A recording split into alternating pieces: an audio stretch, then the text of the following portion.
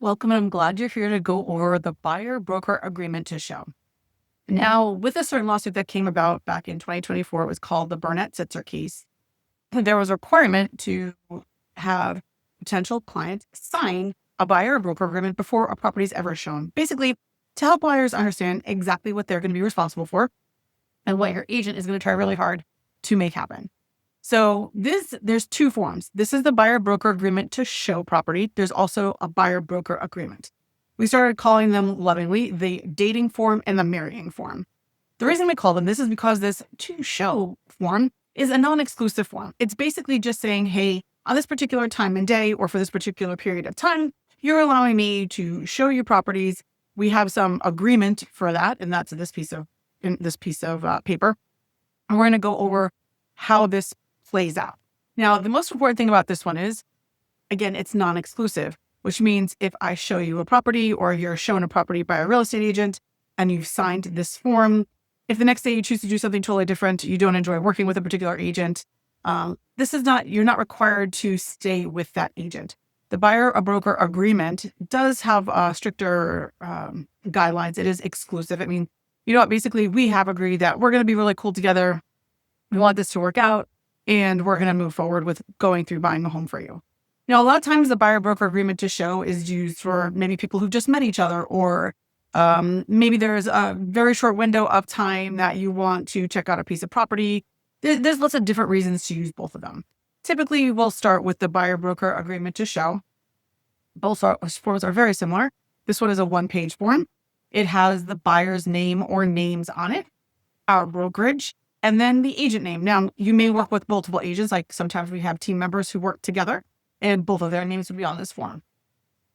Now, this is obviously highlighted and bolded, so all realtors are required to have a signed written agreement prior to showing a home to a buyer. And that is one of the requirements now. I understand that sometimes it's a little irritating. Why do I have to sign something? I don't even know you. That's why this is non-exclusive comes in really handy. Because at least there's some sort of relationship already being created. If you have an agent that you are trusting to take you into a property and something works out and you want to write an offer on that property, at least here's a really easy way to get that accomplished. Now, the term of this agreement, this could be a 1-day term. It could be a 6-month term, never allowed to be more than 1 year. And again, still non-exclusive. And basically, what type of property are you looking for? I always do residential. Sometimes I do land, but let's just say for now, it's a residential agreement. The agency or relationship between the broker and the buyer is determined how broker will work on the buyer's behalf. And that is another form we'll go over. It's called the Real Estate Agency Disclosure and Election Form. And that is just basically showing you or explaining to you how a real estate agent is got to hold certain responsibilities to you. Confidentiality, accountability. There's a couple other things, but we'll go over that one in that form. Now, this is another bolded and obviously capitalized line. Broker compensation is not set by law, nor by any board, association of realtors, multiple listing service, or in any manner other than is fully negotiated between the broker and the buyer in this agreement. So depending on what you and I negotiate, that will be what's filled in this line.